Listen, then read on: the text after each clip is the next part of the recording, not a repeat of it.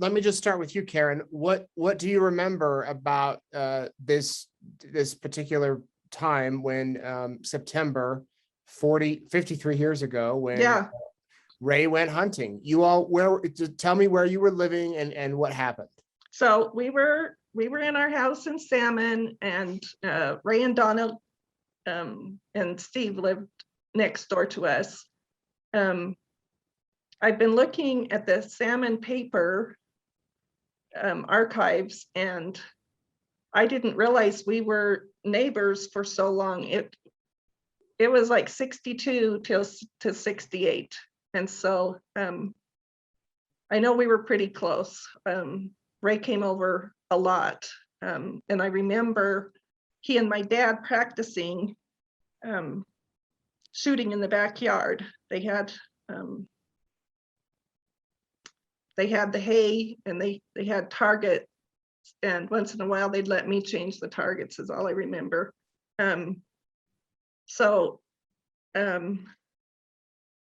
It's interesting today. I was contacted by two people who lived on the other side of Ray and Donna that were our babysitters. And the one, he said he was 14 and he was practicing with Ray and my dad the night before they went on that hunt. So they went on hunts a lot. Alan, what do you remember about the specific day when Ray disappeared? I don't remember anything about this when I was that age. I just remember often hearing stories through my youth, that my mom would share what happened. And like Karen said, mom said, I just have to know, one of the first people I'm going to find when I pass away is Ray, and just say, Ray, what happened to you?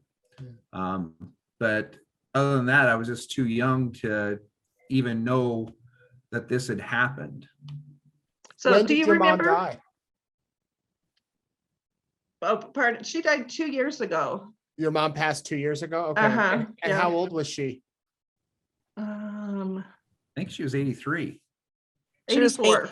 84. 84. And Yeah. what about your dad? When did he pass away? He died in 2010, and he was 89, almost 80. 79, almost 80. And so was he friends with Ray? Oh, great friends. Great friends. They did things all together. They just hunted all the time. One thing that I do remember, I don't remember my dad being home. He must have been out looking for Ray, but I remember the sound of the helicopters coming back in, and it was dark, and my mom would just start sobbing, and I said, Mom, it's okay, maybe they found him. And she said, no, if they're coming in this late, they didn't find him. And I just remember every night, she just cried and cried and cried, knowing that he hadn't been found. And then they couldn't look anymore, and I remember her telling me things like, he could have slid on some rocks. He could have landed, he could be in a crevice where they can't find him. Maybe he died and some animals have drug him off. She said that they just don't even know where to look. And then there were rumors that Ray had decided to start a new life, that he just walked away. And years later, there was a report that someone had seen him in Arizona, and then that was falsified. But we just didn't know. And Alan contacted a family friend that they lived in Salmon too, and his dad had a private plane, and he took my dad up, and they flew for 4 hours straight looking, and found nothing. So you all were obviously too young to remember this. Kendra, you weren't around, but were you raised on I mean, was this something your mom would frequently talk about, your dad would talk about, at family gatherings and, people would wonder about it, or did the story kind of fade out through the years? I don't- I'll talk on Yeah. at least my history with it. So I was probably between the ages of 8 and 10. And I remember being in my parents' bedroom, and my dad was up in the top closet getting something down. And he couldn't reach something in this top closet. So he said, "Hey, can you climb up there and reach up there?" And so I reached back and I said, "Oh, there's a bow up here." And he said, "Yeah, that's my bow and all my arrows and everything." And he's like, I don't think that I've told you the story."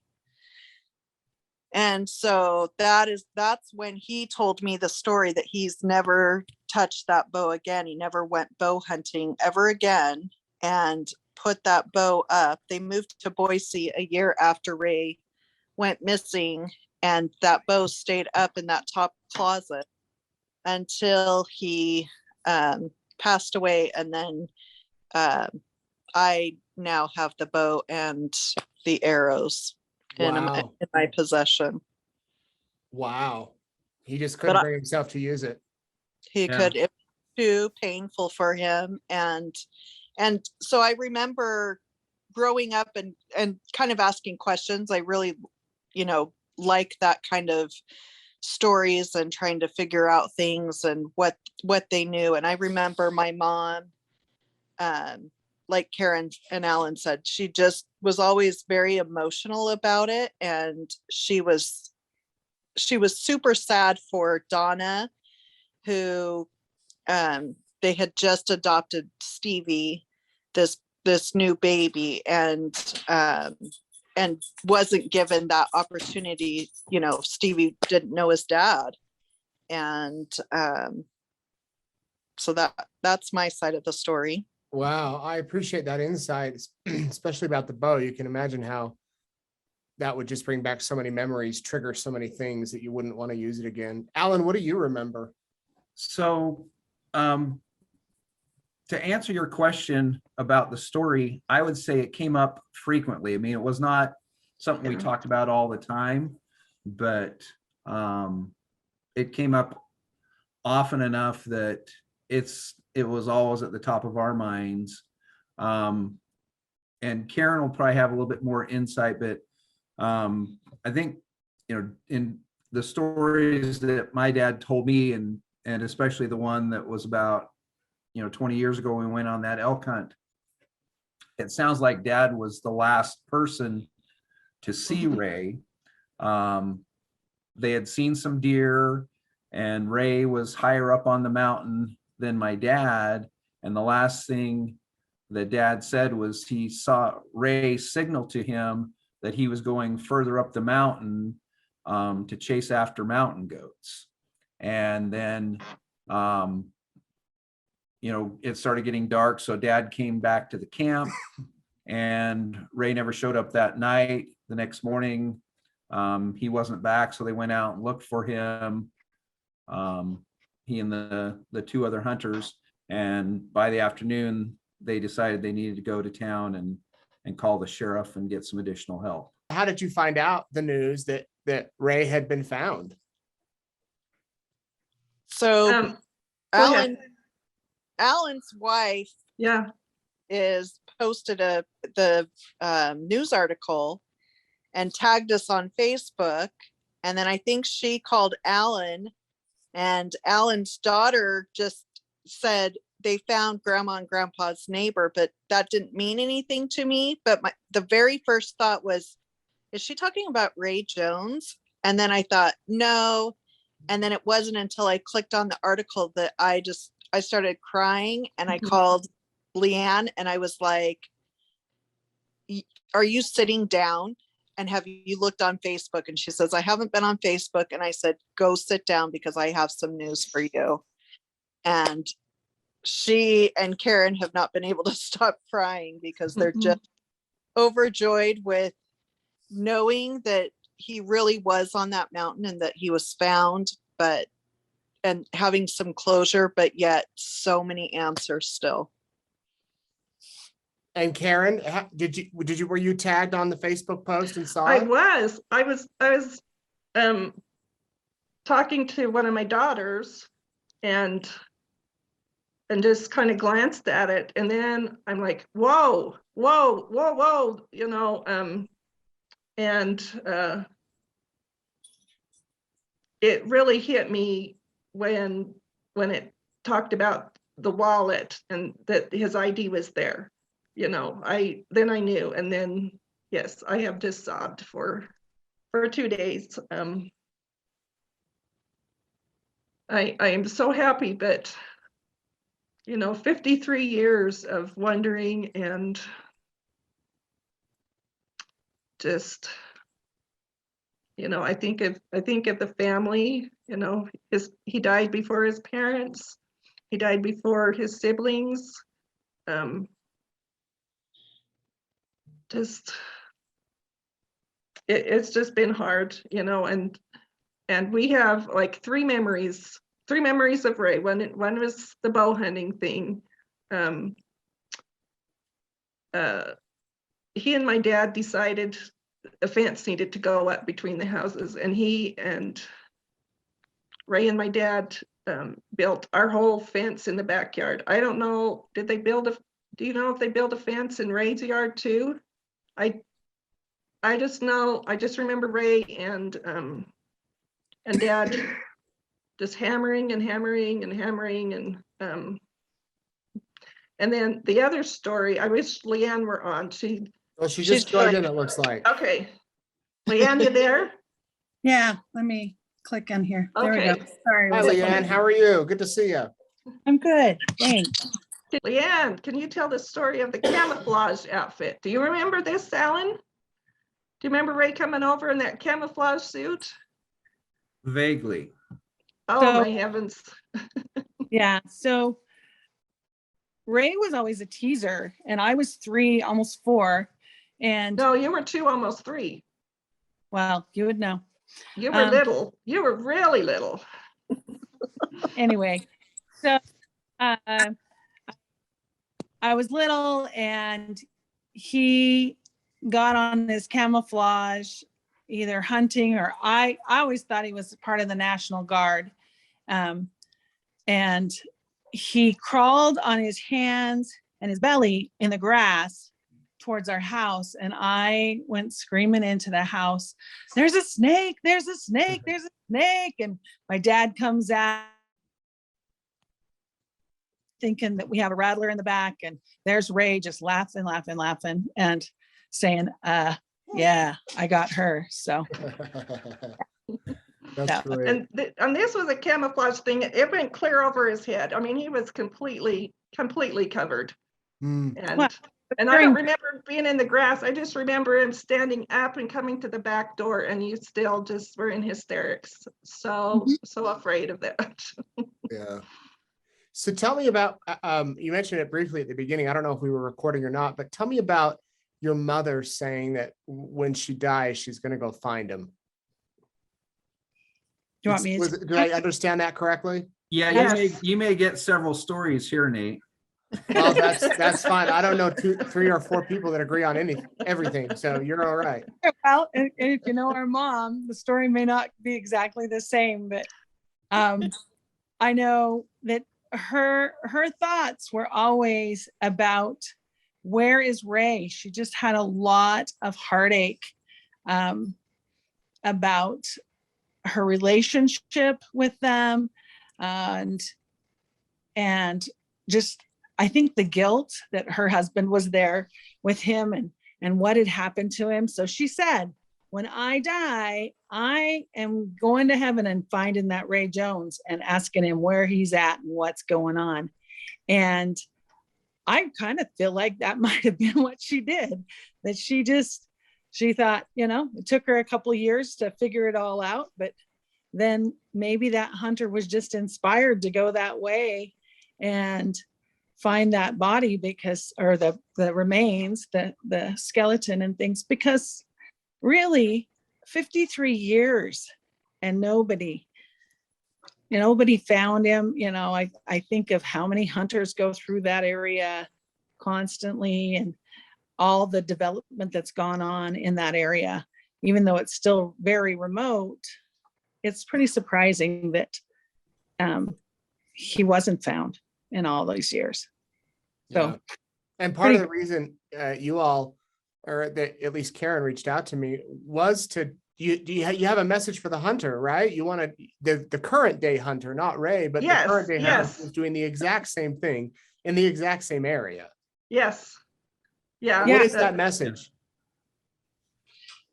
I would Well- like to know where that is, that spot on the mountain. And I don't know if he has the coordinates or something close to that, because in my mind, there's still the question of what happened on that day. And, Karen mentioned, that when they were, doing the search, they found some blood by a shale slide, but that turned out to be deer blood. But Dad thought maybe he got caught in a slide.